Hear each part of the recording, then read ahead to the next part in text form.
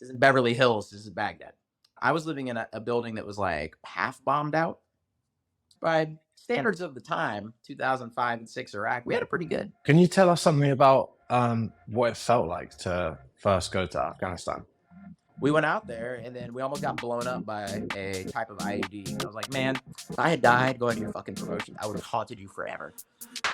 After about 10 years of full-time service, I realized that the lessons I use in day-to-day life and the ones that I think are valuable for other people come from another part of the military, what I call the hidden side of the military. Resiliency is just one in a set of successful tools you need to have. And I wanted to focus more on how you develop other traits, identify 5 specific traits that can help people get where they want to go. Welcome to Brick by Brick episode 10 with John McGlothlin, former U.S. Army captain and author. Hi, John. Welcome to Brick by Brick. I'm very grateful for you taking the time out of your day to come on. Well, thank you for inviting me. I'm looking forward to it. So you've served in the US Army and you've been all around the world doing that, including Afghanistan and Iraq. Since coming home, you have written a book called How to Deal with Damn Near Anything, A Paratrooper's Guide to Life, which I'm sure that is already starting to spark interest in people's minds as to what that's about. What's the first thing, right? Getting a decent title to get people's attention? No, thank you. That's a great title. Me. I appreciate the time to come and chat about this. It's been a very interesting experience. So I didn't want to write a book when I first left the military. It wasn't part of my plans at all. But when I left after about 10 years of full-time service, I realized there was a gap between what the classic military stories tell, and those stories are told for good reason, but they're an incomplete telling of what goes on in the military. And while places like Iraq and Afghanistan are experiences I'll always take with me and they matter, they are not the kind of lessons I use in day-to-day life now. The lessons I use in day-to-day life and the ones that I think are valuable for other people come from another part of the military, what I call the hidden side of the military. It's all about training and development. It's about dealing with the types of challenges you encounter in day-to-day life, not the types of challenges when people are actively trying to kill you. So I absolutely respect and have served with the type of people who wrote those books and lived those experiences. But resiliency is just one in a set of successful tools you need to have. And I wanted to focus more on how you develop other traits, identified 5 specific traits that can help people get where they want to go. Interesting. Okay. I think that's a great way to look at things. And as we were briefly discussing beforehand, I think you're right in saying that the David Goggins of the world they are very useful for a certain thing, which is like making sure you don't give up. But there's a point in time when you need to use different skills to get through things, and it's not just about brute force. Yeah, when I first got out of the military, so intensity is a virtue at times. And those times are going to be more frequent in the military than in most other places. Now, there's certain job fields, sure, where intensity is going to be more valued than others. It all depends on what you do. But intensity is not the solution to every problem. And I've served with guys like David Goggins, Jocko Willink. I was in an airborne infantry unit. Intensity was an important part of what we did, and it's something that I summon when I need it now. But I found when I got out, not only was that not what I needed to do to be successful around the people that I was working with, that wasn't what other people were lacking in their toolkit. Sure, they were less intense than your average paratrooper or Navy SEAL, but it wasn't about lack of intensity. So when I first got out of the full-time Army, I went to law school on something called GI Bill, piece of legislation that gave a lot of education benefits to military folks. And I was blunt, sarcastic, the types of traits that were effective in the military. People were not necessarily feeling that all the time in their regular lives. And they're completely reasonable to feel that way. So what I realized was the type of thing I was doing was a default setting for me, but it's not a default setting for most people. So I took a step back. Like, I'm not being effective. I was doing great personally. Like, my career was going fine, but I wasn't able to help people overcome challenges that I knew I could help with. But I wasn't getting to a point where what I was saying was actually of use to them. So I took a step back and I thought, okay, they're not able to do these things, not because of any problem they have, not because of any inherent lack of talent. It's because nobody's taught them, nobody's trained them. And the reason I'm able to do it is because I was trained to do it. That's it. There's not some magic special, no fairy godmother in a military helmet came down and tapped me on the shoulder. I got reps, I got practice and experience with people who already knew how to do this. So how could I encapsulate that knowledge in a way that would be useful to them? So it's about focusing on that development side of things, and identified 5 specific traits that I thought encapsulated what the military trains and develops people on in a way that is unique. First, I looked at, okay, why don't people have this skill set? Right? What's the gap? Is it just me anecdotally, or does research actually back this up? So I wanted to make sure, because when you first start to write a book, 2 things you want to make sure: nobody else has written the same book, and the worst thing I could do is write a book people read that was wrong. So I wanted to go through and make sure that my anecdotal experience was lining up with what research, which to be kind of limited, but exists, into these things actually showed. And so I looked at why schools don't teach this, why jobs and workplaces don't develop this, and then how the military has specific traits that it develops that fills that gap. Before we get into those traits, which I'm keen to hear about, and as you're saying that, I was trying to guess what they might be, and I've got a few ideas, but can you tell us a bit more about your time in the military? Sure. So I had never planned to join. Not out of any, I never had a dislike or anything. My dad was in the military before I was born, but I basically grew up with my grandma. So not the most military centric of households. Well, weren't exactly throwing on like old war movies or anything. I joked that I knew a lot about old detective TV shows, but not a lot about traditionally like military or manly things like car repair, or home repair, or anything like that. So I wasn't necessarily considering the military, and then 9/11 happened. And at that time, I had planned to be a journalist. And I took a step back and thought, maybe I want to be actively doing the thing instead of writing about the thing happening. I thought, how can I do that in a way that feels like I'm really contributing? So I became an Arabic linguist, went to the military's language school located in California, learned Arabic, and then went to first Iraq with one unit, and then got stationed out in Italy with a different unit, became a paratrooper, and went to Afghanistan with that unit. And after having gone to each of them once, I thought, I have a writing background before. I was a speechwriter when I was in undergrad. And, I've got some other things I want to develop. I can stay in the military part time. I don't have to give this up completely. So I got out and was in the military part time. Have done a couple different legal jobs. I'm an adjunct professor as part of University of Maryland Global Campus, they call it. They're remote, specific for me, the remote MBA program. Teach a law and ethics class there, and have been really focused on developing people, whether as an adjunct professor or whether in my day job or whether through efforts related to the book also. That's amazing that you found a sort of thing to do next since leaving the army. It took a Loads of while. people It took a struggle with that. while. I Yeah. I realized one of the most fulfilling things about being in the military is not, obviously we talk about a lot of high-minded values, and those values are real, but you don't walk around every day talking about freedom all the time. Like, what actually gives you that day-to-day satisfaction is working with people and developing and helping people out, especially junior soldiers. And as you move forward in your career, you don't have as much interaction with junior soldiers anymore. You start to make your way up in the pyramid. You've got different jobs, and there's reasons for that. But writing the book allowed me to kind of dive into what makes effective mentorship, what makes an effective person in a general sense, and to continue working on those types of things that I enjoyed so much back when I was doing more of that in my day job. Can you tell us something about what it felt like to first go to Afghanistan? Because I find that area of the world fascinating. It is. Because it's so different. And Iraq and Afghanistan are incredibly different. It's understandable that they get lumped together because of how the timelines of each individual war worked out. So I understand why. What did I say at the beginning? Iraq and Afghanistan, but very different places. So Afghanistan specifically we were trying to, whereas in Iraq, we were trying to give them back or help them get back something they had before. Before they had sort of descended into a dictatorship. They were a much more fully functioning country. If you go back far enough, they were a seat of learning, incredibly developed, not just by regional standards, but by global standards. It had been some time since that was true, though. But there was in some cases, living memory of some of that, and at least a history of that people wanted to get back. So that was Iraq, though. Afghanistan, completely new. Modern civilization had not come to large parts of that country, including the parts that I was in, which was the eastern side near the Pakistani border. In order to stop terrorist groups from operating out of that area, we were trying to bring things to that part of the world that it didn't necessarily have experience with before. Completely different challenge. And it turns like confusing, fulfilling, bewildering, like just trying to have these conversations. Like in Iraq, I could go around and have conversation with women all the time in Arabic. In Afghanistan, there was almost no mixing of genders, almost none. So we're talking about just a different stage of development. I'm not trying to be too harsh. It's not necessarily coming from judgment, although obviously I think certain areas like that were ripe for change.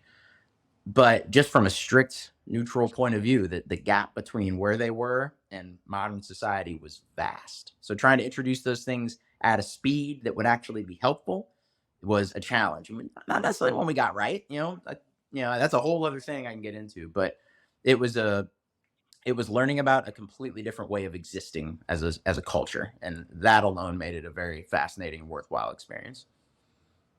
What surprised you the most about the differences in culture? For Afghanistan, it was probably you can read about something, but till you see it and experience it firsthand, the tribal nature of things. And there was a point in human history where people banded together that tightly with people they knew because survival required that type of setup. And it makes it incredibly difficult for anything from the outside to come in, good, bad, ugly. Because a lot of times these folks weren't actively joining. The Taliban would show up and say, we want all of your, we want volunteers, and people interested would volunteer, and off they go. And then Taliban will come back later and say, we want more volunteers. Well, all the volunteers, at least if that happens 2 or 3 times, are already gone. So then they start coercing and threatening. So a lot of times these people were trying to live a separate life, but they just weren't able to because the guys with the guns said no. So that was probably the biggest surprise for Afghanistan. And honestly, when modern society doesn't exist, it is so naturally beautiful. And I'm not saying we need to get rid of, I live near a major road. Apologies if you can hear some of that during our conversation. But it was so pristine naturally. And especially seeing it from the air, from helicopters or from some lower flying craft was a special experience. It is a beautiful, beautiful place. It would be beautiful anyway, but especially given the total lack of pollution. They had Highway 1, at least when I was there, and there was no Highway 2. So it was basically the only paved road in the entire part of the country I was in.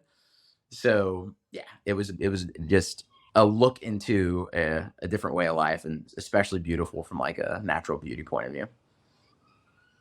Yeah, such a shame that there you go. There's my road now. It's such a shame that it's war torn because I've heard that so many times. It's like a beautiful country. If they can get to a place where they can have tourists come in safely, like it would be a tremendous place. And then of course, obviously, it'll be like the pictures you see of Mount Everest. There's a giant line. There's trash everywhere. The key is going to be to get in after it's safe and before you're shoulder to shoulder with a bunch of people. So, but yeah, there's amazing. I was very fortunate to get to experience that place. So as an Arabic linguist, first of all, which type of Arabic did you learn? We learned what's called Modern Standard Arabic, which is understood by mostly everyone. The former French colonies are kind of a different thing because a mix of French and Arabic has arisen from those places. That's its own language in a lot of ways. But for the rest of the Arabic-speaking world, MSA can definitely be understood, and usually the dialect they speak is some relatively approachable variation on MSA. So yeah, it's one thing that was a lot of fun because people definitely they don't expect anyone who's not of Arabic background to speak Arabic. So I got a lot of confused there, and I've forgotten almost all of it. I hate to say, I used to feel bad about that, but it just didn't link up with my goals moving forward. And part of talk about this in the book, but you have to make that decision at each stage. You cannot just go off of inertia from previous things. And obviously, given the choice, I would love to still be able to speak the language. If you drop me in country I can't. 6 months later, I'd be able to speak it very well again. So it's floating around back there somewhere. But you have to be able to make a decision based off what's best going forward. I jokingly talk about the grocery line, right? You get in line at the grocery store, you wait a little while, and they open up a new line. And it's not like you're going to be first in the new line, right? And you're like, the new line's going to be faster, but you're like, I've been standing in this line for a while. That doesn't matter. Like your goal is to get out of the grocery store. So you may feel like you've invested in your current decision, but you have to be able to step back enough to know that investment made sense at the time, but this new option is better, even if it means not seeing through completely what you'd already done. Like that served its purpose, right? What were you going to do? Not stand in line at all? So you made the best choice you could at the time. But circumstances have changed and you need to be able to change with them. Yeah, that's always a good thing to remember because people always forget about what's that called? Sunk cost fallacy? Exactly. Or something like that. Exactly. Yeah, yeah. So, as an Arabic linguist in the US Army, what was your sort of role? What was your? I'm sure you did loads of different roles. Well, I know you did. Honestly, my main role was go out and talk to people because there weren't that many of us in terms of Arabic linguists. So I was in Baghdad for my year deployment in Iraq, and we would get intelligence about so and so's a bad guy, so such and such is about to happen. Go out and talk to people. Sometimes it was as a liaison, so you talk with the local police, local army, local government officials, etc. Sometimes, but most of the time, it's just about talking to people on the street. Get out there and see what they're willing to sell you. And people had very varying opinions on us. I think the one that captured it was the best was I was talking with a Iraqi guy, probably late 20s, and he said, "I wish you weren't here, but I don't want you to leave." And I was like, I get that. That I understand. How would we feel? And for me, as an American, it would be, it would be bad in a lot of ways to feel like you had to have another country's people come in and help you get your act together. So I understand it's not just pride. I want to give it more credit than that. The desire for self-sufficiency. Totally understand that. But also, if we left, everything was going to go haywire. And this is in 2006 when I was there. So back when things were really, really, really unstable still. So yeah, that was we don't want you here, but we don't want you to leave. Was I think the perfect summary of their attitude. And again, I totally understand where they were coming from. So would you leave? So you'd be living in like a compound. We were living in a former. So Saddam's intelligence headquarters was on the southeast. Excuse me, kind of part of the city, and we bombed it, but we didn't bomb everything. So we were living in. I was living in a building that was like half bombed out. So you just wouldn't go up above a certain floor because that was all rubble. I mean, we'd go look around some, of course, right? You put a bunch of guys in their 20s and, we're going to go look around the bombed out building. But yeah, that's where we would live, is places like that. And then just in Baghdad. What's that? Or like in Baghdad or towns outside? Oh, I was in Baghdad. Like, we had troops outside as well, but obviously we had more in the city itself. So that usually you were living indoors. We were lucky. Our base did not get muddy. That was the main quality of life thing. Where you sleep is fine. It's kind of whatever. If you're indoors, you're indoors. That's a good standard to have met. But what I really liked avoiding was some of the other bases. Anytime it rained, it got insanely muddy, where you couldn't walk around.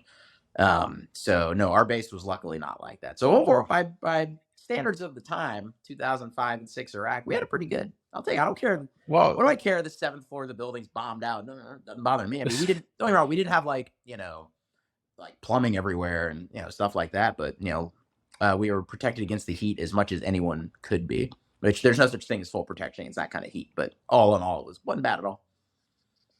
Well, look, if you can find a positive about your accommodation in Baghdad, then I think most people can find a positive spin on. I mean, perspective's a hell of a thing, right? Like the perspective itself is not one of the book traits, but it kind of underpins the military experience. I used to joke that the military changes its slogans, once every 5 or 10 years, and I used to joke that the next one could be it could be worse, and then it should have a picture of someone like a World War II trench, or World War I trench. Like there's no situation I could possibly face that would have been anywhere near as bad as what those guys went through. So, at one time I got to meet John McCain, U.S. Senator, and I wrote his office just saying, "Hey, I admire this guy. I'd like to meet him." Said he usually meets pilots who flew the same type of aircraft as him, but if he has time, he'll meet you. And I came back and he made some time, and I was talking with him like pretty briefly, and at one point he's asked me like how hot it was over there. And he was like, "Oh man, that sounds terrible. It wasn't that bad." This guy had been a prisoner of war for years. He's like, "Well, at least it wasn't as hot as it could have been, if I had been in Iraq instead." Like the ability to keep perspective like that is very helpful. Yeah, that's incredible. At the same time, you're allowed inspiring. some self-pity. One thing I try to remind people of is just because you could always find someone who has it worse, but you don't want to take that to the extreme of never allowing yourself to feel bad or never allowing yourself to feel aggrieved. Like sometimes somebody did do something shitty to you, or you're in a situation that's not good. And just because there's other people in other countries or situations that are worse doesn't mean you're not allowed some level of self pity. But you want to let that flow through you, get it out of your system, and then turn it into something productive instead. But yeah, just because I don't want to sound like I'm advocating too much for nobody being allowed to feel bad for themselves, because there's always somebody who has it worse. There's a time and a place for that type of attitude. Yeah, definitely. That's definitely something I've thought about a lot, actually. It's like, when do you actually, you have to learn in your life when to implement that, 'cause in the scale of like too much to not enough. And there's a golden zone where it works. Yeah, a But lot of it is not to jump ahead, but the first trait in the book is self-awareness, because you really have to map out your own personality, not in some sort of literal spreadsheet or literal map type of way, but you have to get at least the broad outlines of your own personality clearly in sight, because that allows you to know which dials to turn which way and how much. And yeah, because there's definitely people who are maxed out on the self pity scale. Okay. Like, yes, this thing you went through, whether it's a breakup or you didn't get a promotion or a business venture didn't work out, like, this thing is objectively bad and I feel for you. But it's been 6 months. So maybe you should move on. Like, so and there's people for whom they push themselves, the David Goggins is the world, like we're talking about. People for whom pushing themselves intensely is a core value. You have to tell those people when to ease up. So it's very much about knowing what your default settings are so you can base the rest of your development off of those settings. so when's a time when I'm guessing there was a time when you were younger when you really weren't self-aware, and then was there like a moment where you realized the importance of it, or is it more in hindsight now you think that self-awareness is an important trait? I don't think you would have heard me being as specific about it until I sat down to write the book. And that's the point where I tried to capture it in a more clearly explainable way. I definitely have had conversations like that. It's definitely something the military encourages, but that out of the 5 traits is more implicitly developed, because people are so honest with you. And the people you're around rotate so frequently. One of the things I ran into when reviewing research for the book was a phenomenon known as pro-social lying. And pro-social lying is when people lie to you to protect your feelings because they like you, because they're trying to help you. Of course, that's appropriate in some situations. I mentioned the breakup or the traumatic event metaphor. Yeah, 5 minutes later is not the time to tell the person you never should have been dating in the first place, or that business idea wasn't going to work out and it was just a matter of time, or that conversation needs to be had at some point, but not necessarily immediately. Whereas in the pro-social lying, that type of protecting people's feelings is only going to happen when people know you well enough. In the military, because we cycle out your supervisors, your peers, the people you're in charge of, the people that train you, all your professional relationships, they are not so invested in your feelings. It's not that they don't care and they're just going to be jerks, but they're invested in the practical goal that we all share. So they're going to be honest with you in pursuit of that goal. And that kind of constantly cycling in fresh input, fresh opinions is incredibly helpful in developing self awareness, because it prevents people from being nice to you in a way that's helpful in the moment but hurts you down the road. Yeah, that's definitely something I very much appreciate from like anyone around me. If they're honest with me, and just because I think it's actually more damaging and less brave of the person not to say what the thing is because they're too scared to say it. But now you're left doing the same, making the same mistakes. Yeah, and Yeah. it can be a nuanced judgment. So sometimes you have people who aren't aware of a flaw. Sometimes you have people who have been made aware of that flaw but don't think it's a flaw. Sometimes you have people who know about it, have acknowledged it, and are working on it, but that work isn't working. So you have to tailor your approach. And this may sound like a lot of work, but these are small adjustments. You have to adjust your approach to deal with each of those situations, because those are very different kinds of people. The person who's like, not only is that not a flaw, I am amazing. You're like, okay, that's a whole different challenge compared to somebody who's like, I need to be more confident, but I raised my hand at this meeting and then I pulled it back down because I decided somebody else took my idea and I didn't have a, people who are kind of going through the process. So you have there's going to be a lot of individual sort of customizations to it. But honestly, most people don't get to the point where most people just need to get off the launch pad with this stuff. It's not as if they're lost in the nuances of it. A lot of it is just getting started on these processes at all. Okay, so how can you become more self-aware? You have to create an environment around the people who know you where they know it's okay to be honest with you.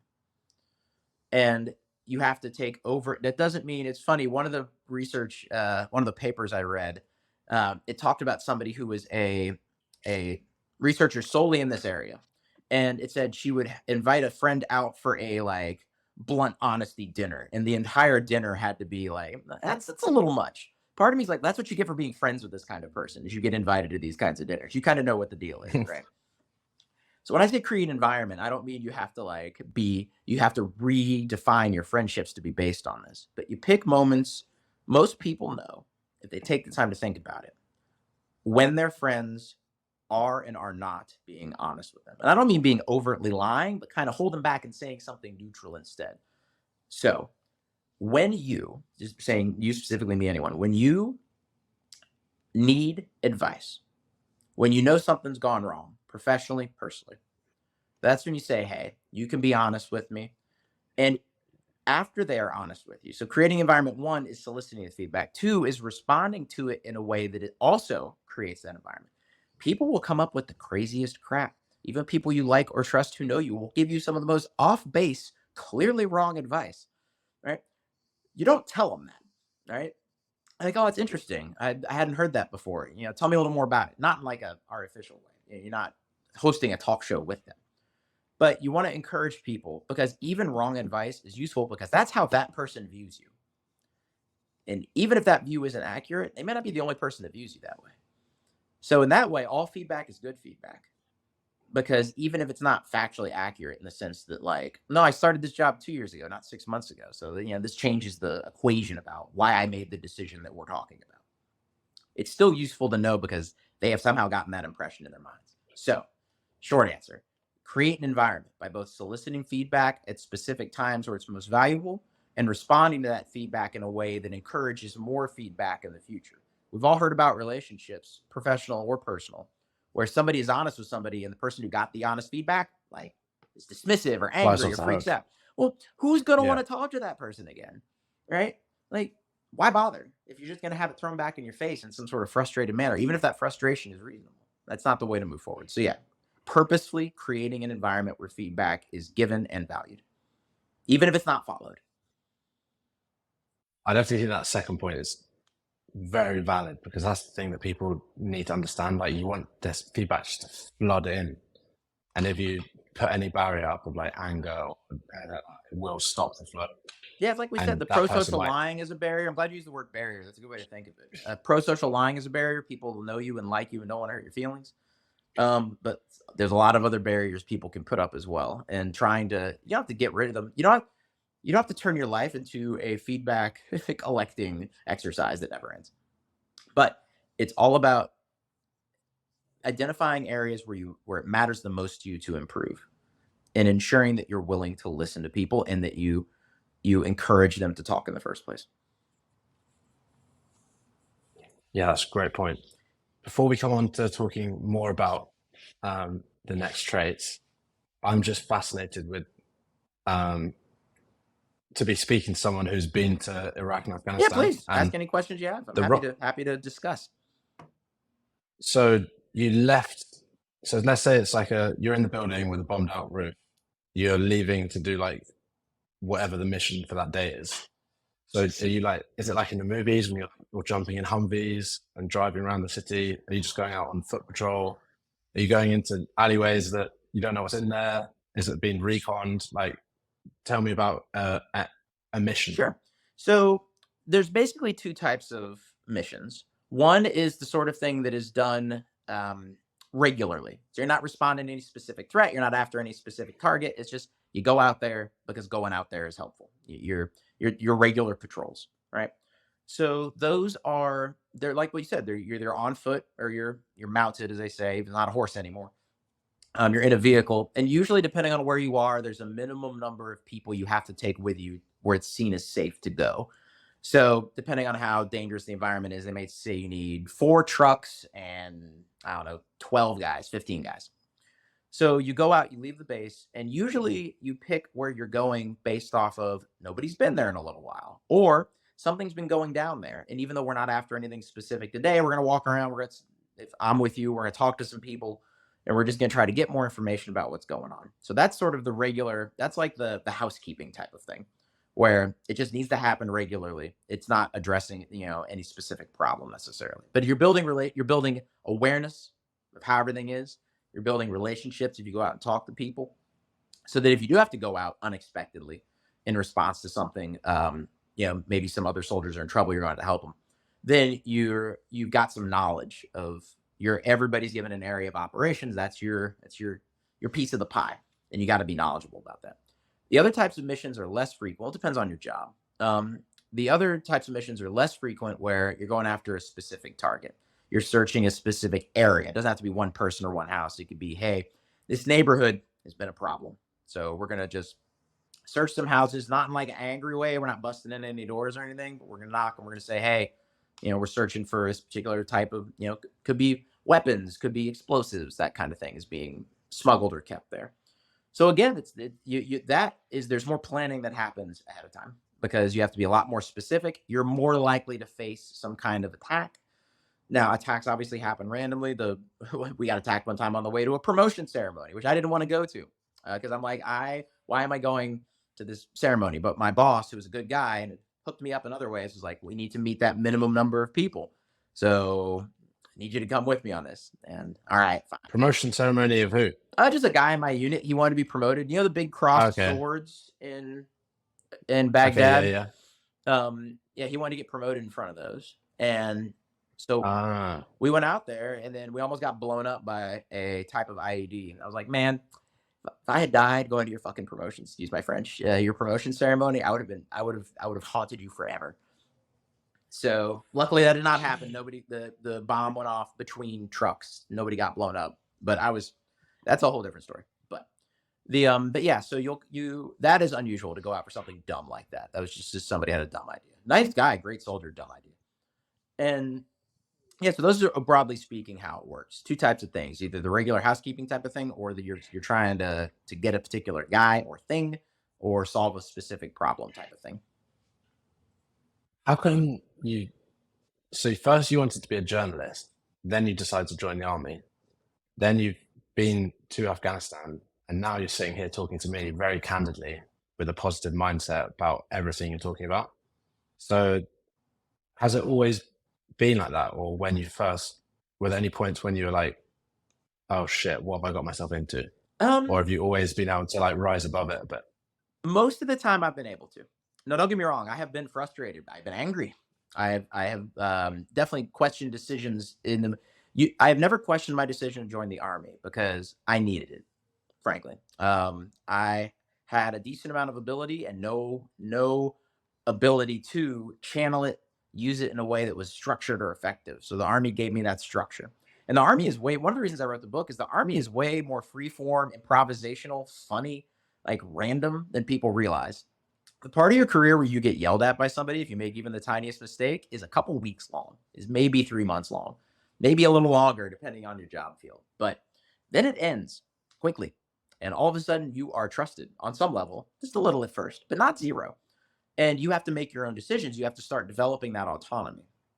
So, when I first said I was going to join the army, people thought I was nuts. I was a video game journalist as an undergrad. That's how soldiery I was, like at day-to-day levels. Yeah, nobody saw this coming, but it was a massive gap in my set of skills, a massive one. I was like, okay, these people have something I don't, and something I value, and something I really feel like I need to develop. So journalism was my experiences in journalism. It's been a little more than dabbling, but it's never been my serious, over a long period of time, first job. If you can write well, you can sort of just skate through a lot of other things. And that's always dangerous when you're in any type of career field where talent causes other people to forgive you flaws that they probably shouldn't. And part of the reason they do is because what we were just talking about with feedback.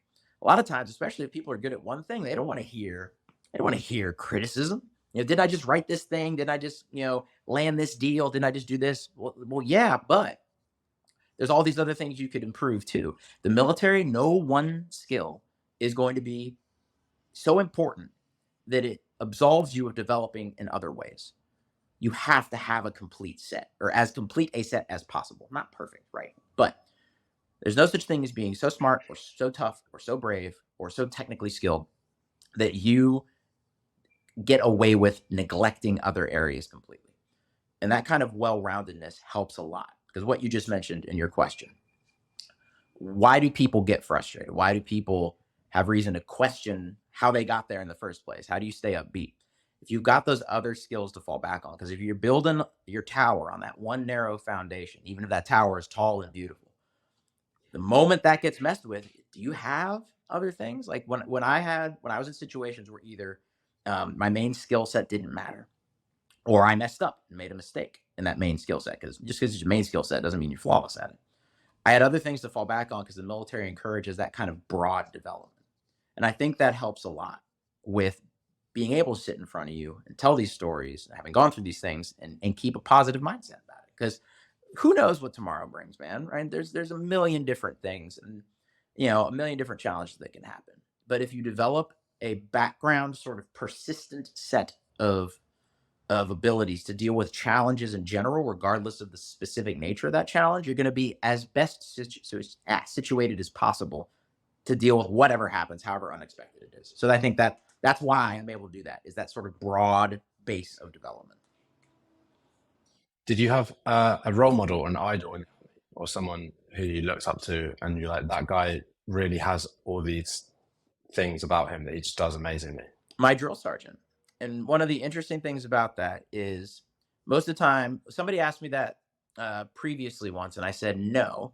And the reason I said no was because I was only around my drill sergeant for, I think basic training was 9 weeks long when I went through it. 9 weeks, that's it. I don't know his first name. Never had a counseling session with him. Never had like a mentorship thing where we sat down and talked in depth. No, but he personified a certain type of value. So obviously, what do we associate drill sergeants with? Like stern, blunt discipline. This drill sergeant, 3 days into basic training, came into a room where we were struggling to do a basic task because we were disorganized, not because we were apathetic. And he looks at us and he says, "Work smart, not hard," and then just leaves. Just leaves like a movie character or like a superhero, just like flies away. And like Batman really is what it is. You turn around, he's just gone. And so we were just sitting there left to think about what he said. Work smart, not hard. Here's a guy who's associated stereotypically with hard work, maximum effort, maximum intensity. And he just told us, stop working so hard, work smart. So his ability to both personify the stereotypical strengths of a soldier in terms of just intensity and toughness, but also be strategic and be clever, not smart and clever about how he approached challenges. That's why I think of him now when somebody asks me about role model. Never saw him again after those 9 weeks, but here I am 20 years later talking about a story. I mean, he probably said that shit like 500 times to people, right? But I was in the room that one time. It was the only time I heard it, and I'd never heard it before, and it's still stuck with me to this day.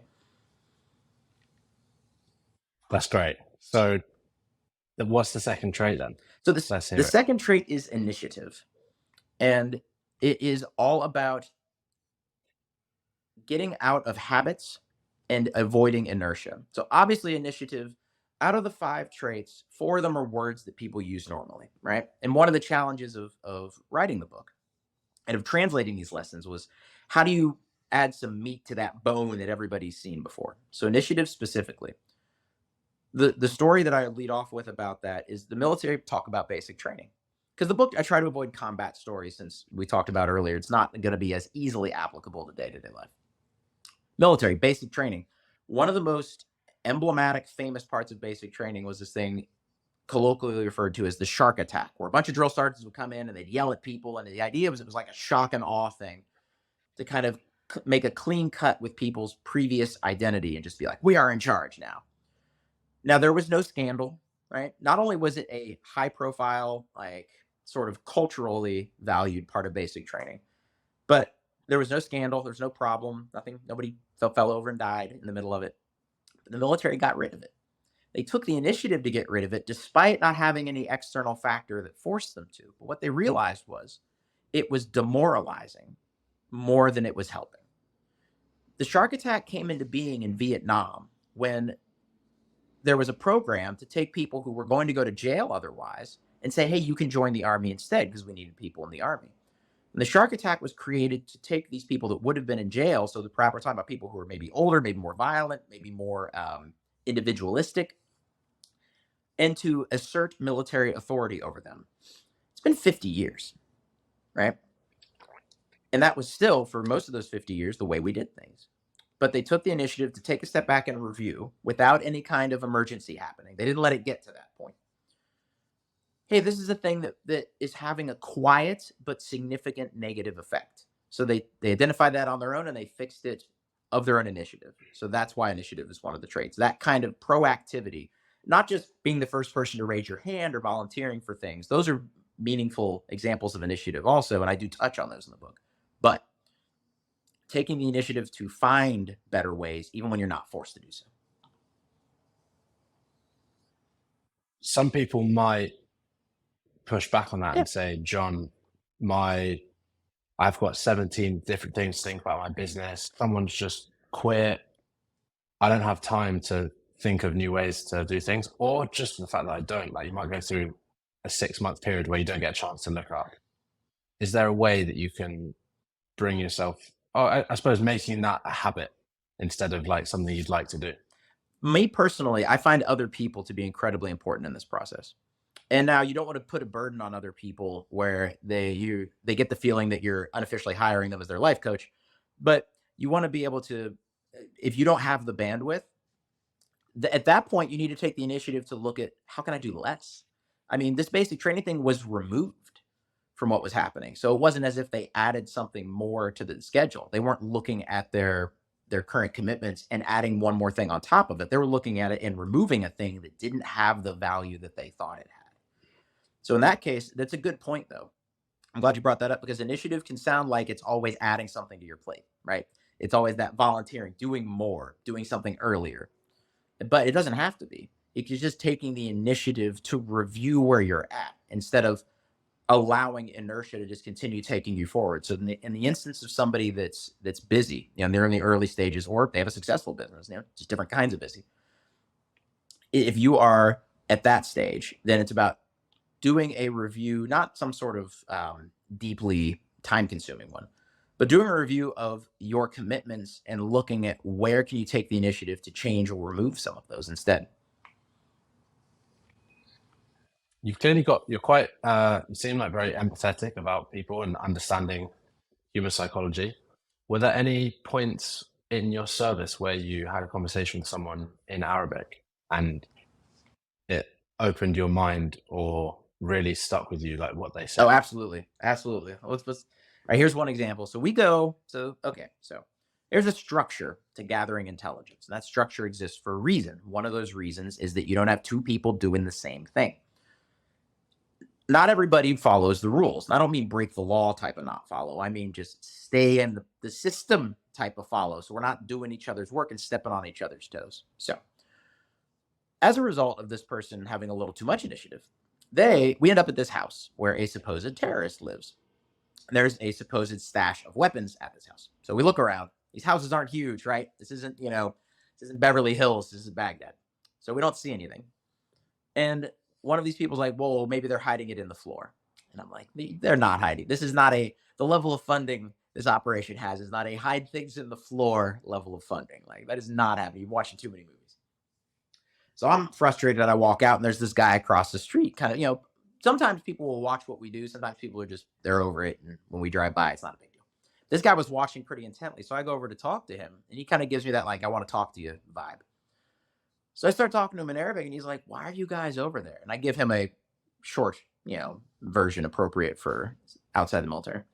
And he's like, yeah, that guy, he's a poser. He keeps trying to join this militia, but they won't have him. He's like annoying. Nobody wants to be around him. I was like, what?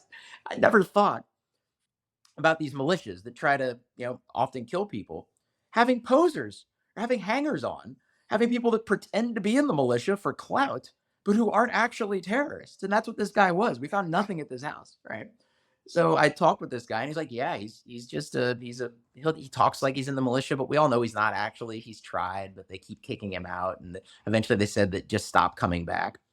So we had a guy that wasn't qualified to be a terrorist and wasn't allowed in the terrorist group. And that's a whole a whole type of person I would have never thought existed until I was talking to this guy across the street and getting that information about why there were no guns in this house. That's hilarious. That's hilarious. I love thinking like that about, because you just like, you hear like the Taliban and you just assume that's the thing. But if you think about what it's like from their perspectives and what's made them do what they do, it's just fascinating. Can you strongman the case for why a sort of Taliban fighter or terrorist in those countries, what is their aim and what are they thinking? So there's a couple different categories. All right. So at the top of their pyramid is usually the true believer. Like they really do want to murder everyone who doesn't believe in God the same way they do. And they're perfectly willing to take away the freedom of everyone else on the planet in the name of that. Right. They are exactly what they appear to be. And then you have the next tier down, which are sort of the hardcore zealots. But if the Taliban didn't exist, they probably wouldn't have made it up on their own. Like they're on board with the dictator doing dictator things, but they wouldn't, without the Taliban, they would just be, the dictator of their family or their neighborhood at most. They wouldn't actually be picking up guns and forcing people to live that way. And then you get to people who are younger, it could just be that they're looking for meaning. There's a fair amount of that among younger recruits to these types of organizations. They are attracted to power. Sometimes you get a lot of people who don't know anything about the supposed. It doesn't have to be it's religious for the Taliban, but it doesn't have to be. Dictatorships are based off all kinds of different ideologies. They don't actually know anything about the supposed ideology, right? They couldn't give you 2 Quran verses if you read them both out to them 5 minutes earlier. But they're just sociopaths or psychopaths, and they just like violence, and they like the idea of being in control of other people. So yeah, it runs the gamut from people who are true believers in the supposed mission of organizations like that, to people who just like power, to people who just were looking for meaning. And there's not always a lot going on in these places. So, and I say that not because I'm trying to encourage sympathy, because if you join the Taliban, you join the Taliban, and it is what it is. Like, just because you had a sympathetic reason for doing so does not mean you get treated any differently. But if our goal is to make people stop joining that type of organization, you got to understand why people do it. And it's important to think about, we talked earlier about customizing your approach, right, to different types of people. And if you need to be at least be aware of those differences. So broadly speaking, those are the types of folks you find in groups like that. Yeah, that's interesting. And also you have to think actually, what do you think? Do you think if, say, you took me out of London and planted me in Afghanistan, age 0, age dot, how likely would an average person be in that society to go down that route? A lot more so. Environment matters. It's, I joked earlier about growing up with my grandma. My life path would definitely look different. Better, different, worse, different. I don't know. If I had grown up in more of a normal family unit, it's hard to say. But it's easy to say it would be different. It's just hard to say how. So yeah, it's one of those things where the culture matters, environment matters. And while you don't want to use those things as excuses, and you don't want to get into the point where cultures start pointing fingers at each other and getting discriminatory, but every culture has its problems. Not every culture has that type of problem. So there are definitely ways in which that part of the world, and specific, it can be regions within a province within a country. It doesn't have to be countries as a whole, even though that's a unit of measure we frequently use when discussing these places. But yeah, it absolutely would be different. It took you or me or somebody not from that region, plopped us in there. There are definitely people I know who are more prone to. There's people who are more individualistic, people who are more prone to joining groups. People who are shy, and people who, given the chance, will take power, and even in awkwardly in social situations. And I think that some of those inherent traits would still drive them to particular outcomes. But I think that it's still massively important where you are. Yeah, I think people should bear that in mind a lot more, just when considering just approaching all these like really tricky world global issues involving different cultures. I feel like we're all the same deep down, and it'd be nice if people approach it with more like open-mindedness. Oh yeah, that was one of the parts of getting to Iraq, especially in Arabic language. I'm like, oh, these are just people. Like they're just regular people. Now they're in extraordinary circumstances, so even regular people can do things they wouldn't normally do, but they're still regular people. So yes, the dial might be cranked up, but it's important to recognize that they fall in the same general spectrum of human nature as people anywhere else. Maybe a war zone's a war zone, That's really but interesting. yes, I agree with you that having that kind of, because it's both morally and practically important. It's morally important because it's easy to judge people, especially when they're at a place, literally or metaphorically, where they're struggling. But it's morally important to avoid doing that unless you have a good reason. It's practically important because if you want to change what's going on there, the main reason I wrote the book was when I rolled into law school, I had free judgment. Who wants some judgment? I was just dealing out judgment, like it was my day job, and that was not an effective strategy. And it doesn't matter whether I was completely right or completely wrong about any of those individual judgments, but taking the step back to understand where people were coming from more in the same way that you mentioned about looking at these other countries is extremely important, because yeah, it's important as you mentioned in other countries, but people who are in the same country as you can also have very different personalities and circumstances. You may end up working at a desk next to them, and understanding where they're coming from is just as important as building empathy across civilizations. Do any of the traits in the book relate to helping you deal with conflict with people in your organization or workplace or family? Yes. So probably the most on point out of those is the last trait, which I call insistence. And what insistence is, I've never heard that word before. right? That's how What's 4 that? out of the 5 are relatively common words, and the Yeah, 5th is yeah. not. This is the is not. So Yeah, okay. what insistence is the willingness to set and enforce boundaries and standards. Interesting. Because most people, wherever they may fall on the spectrum of giver or taker, individual or group member, whatever their natural proclivities are, you can go too far. Anything that's a virtue, like that old joke, homily that everything is a poison in a sufficiently large dose. Like, you have to realize that even something that's a virtue has to have limits to it. Even if you're the most empathetic, helpful person, you volunteer for every last organization in the world, you're going to tire yourself out. So you have to be able to set limits and boundaries. And the military is very good at helping people by having objective standards that you're supposed to meet. So you can point and you say, hey, man, this isn't my personal judgment, but that thing you're doing, it's not how it needs to be done. And it is incredibly important to do that. That is probably the number one thing I saw people struggle with, is learning to set standards and to enforce boundaries. And it's funny because a lot of the research involving this in the workplace now involves people who are high performers, but with bad social skills. They're jerks, they're selfish, whatever. And it has been shown repeatedly that all you have to do to start reining people in who have some kind of socially destructive trait, you don't even have to check them. As long as they see someone else being held accountable by a standard or a boundary of some sort, it will immediately start to have a broader effect.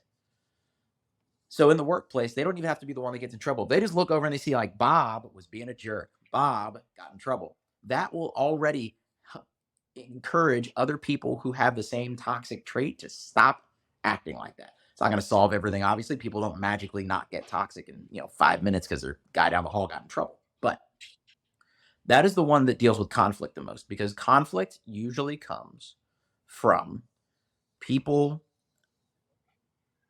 being on, well, it comes from a few different ways, but the best way to explain it is, let me put it this way, actually.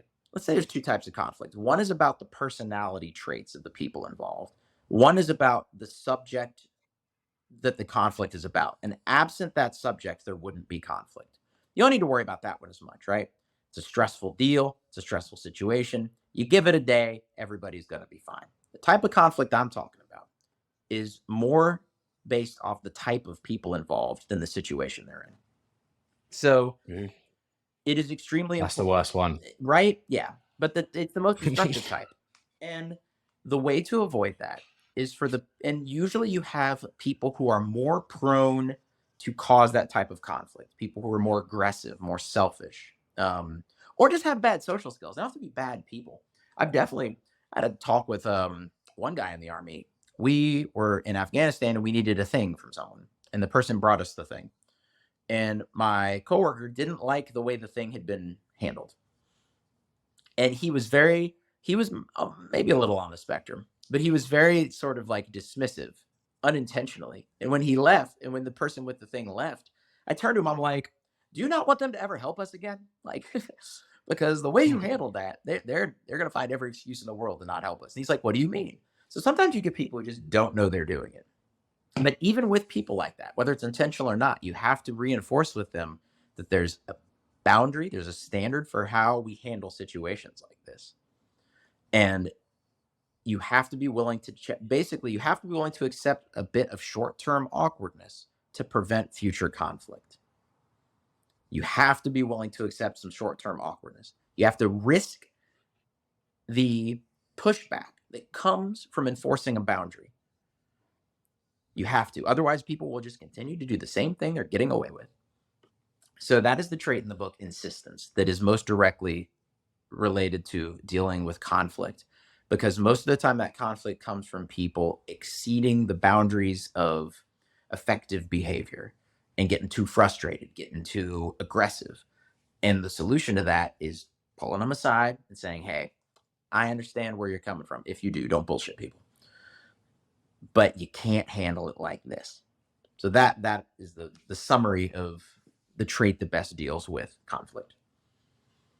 Interesting. And if you, let's say you're working in a big corporation which has its culture already ingrained, and if it doesn't fit with you individually, how do you set boundaries potentially to people above you, or is that something you shouldn't or can't do? Like, have you thought of a way to communicate to someone the way you've just given me that order or asked me to do that task? That's not how I do things. Do you know what I mean? Like, I know exactly what you mean. We're talking about top down, but what about going bottom up? So is there a way to do that? Two things there. First, if you're at a place with a set culture, and if that set culture, there are some workplace, the tolerance for conflict in different workplaces can be vast, right? Different industries, different organizations within the same industry. There is one of the skills that matters is acceptance. And sometimes what you can do is only keep things from bothering you. If you cannot change them, one, and it is worth the overall price to pay for continuing to deal with them, two, then you need to be able to take that difficult part of things and put it in a little box and put it off to the side. So if you have a great job that is where you want to do, where you want to live, what you want to do, you're making good money, there's a good career path forward, but your boss is a jerk and you can't change that. You have a decision to make. That's the price you're paying. Do you want to keep paying it? There's no wrong answer. It's up to every individual to decide how they weight these different variables. But if you want to stay, and to get back to your example, if you're in an organization that has a culture that is not a natural fit for you, you either accept it or you leave. But accepting it can't mean eternal suffering. So you need to be able to brush it off. I've definitely been around people and organizations that didn't have the same approach that I did. And the solution was keeping a little inner space to myself and just kind of not out loud, not visibly, shrugging and kind of joking to myself, like that was an interesting way to approach that, and just not letting it bother me. But the two criteria I gave you were, the first was that you can't change it, right? So try and change it first.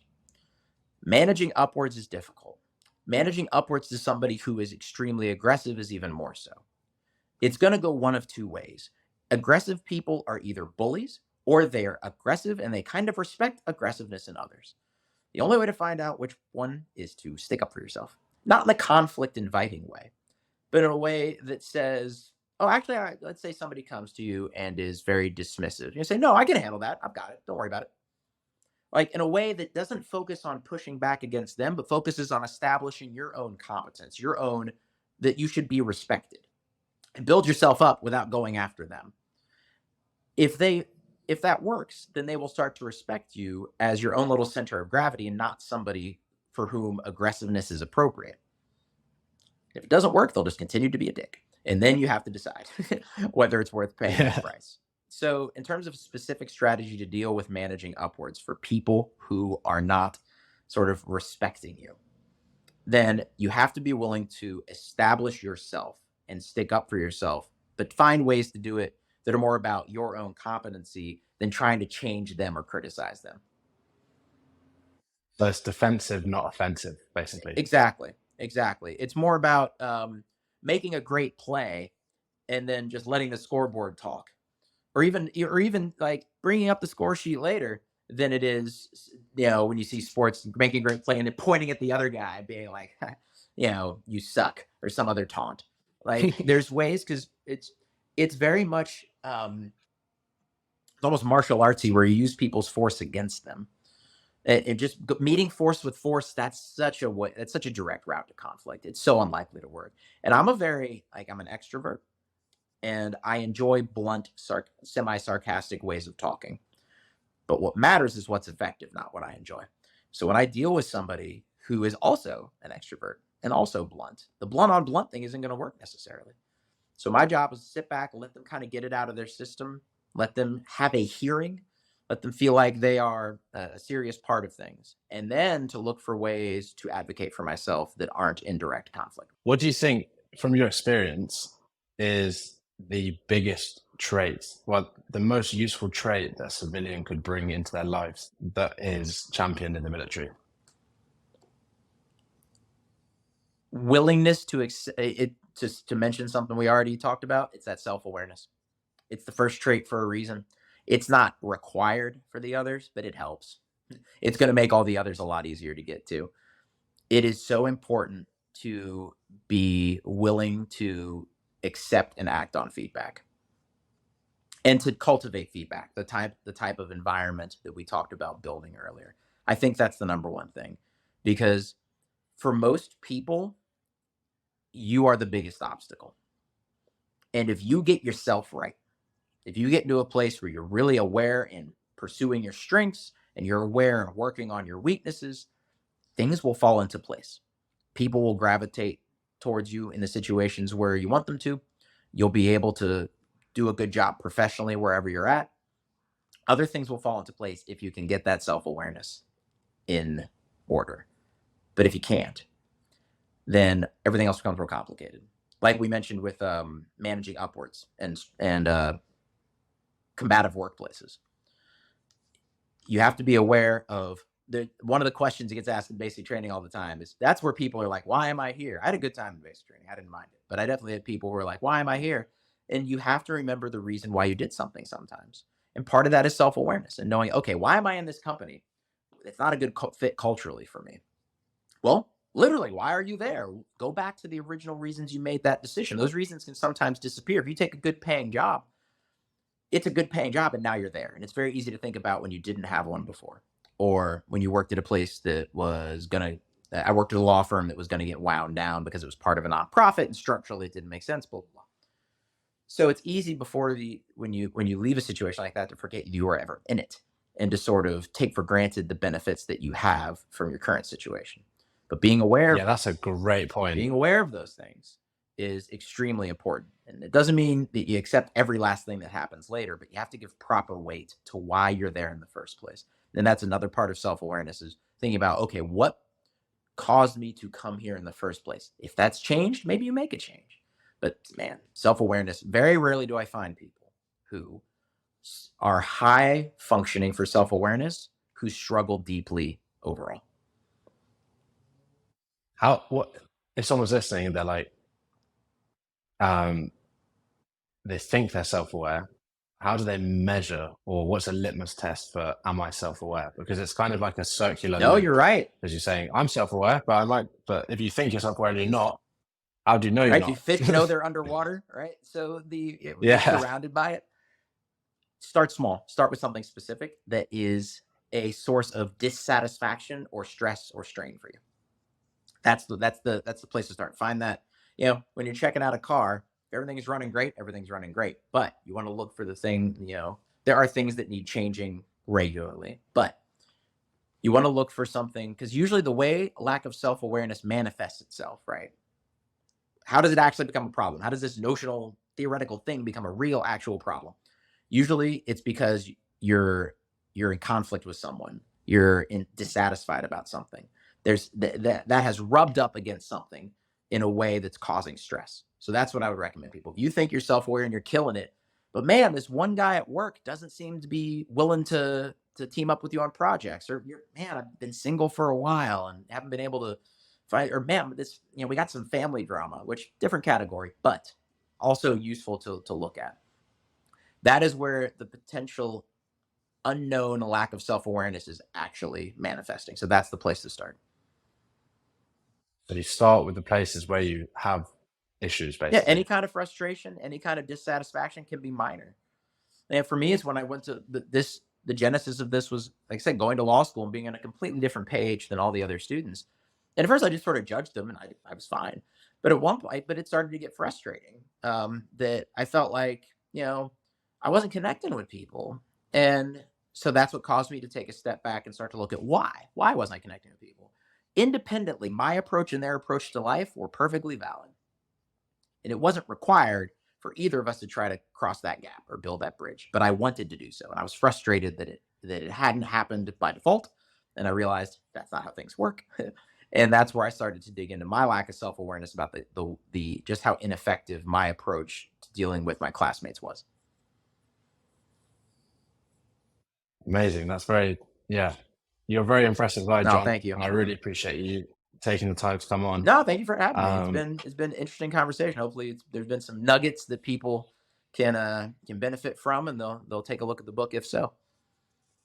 Yeah, I'm sure they have, because there's 2 traits we've not talked about. So Right, got to leave them if something. people are interested, can't go over the whole thing. yeah. So where the book's on Amazon, Yep, right? the book's on Amazon. Just search for "How to Deal with Damn Near Anything," and that should pop up. And if people want to connect with you, LinkedIn, Twitter, what's your LinkedIn is the best way. My Twitter is criminally underused. I use it to look at sports news, but that's about it. Especially with some of the recent changes. Cough, cough. So nope. LinkedIn is the best way to track me down. Okay, amazing. Thank you so much, John. I really appreciate Thank you. it. Cheers, man. Cheers.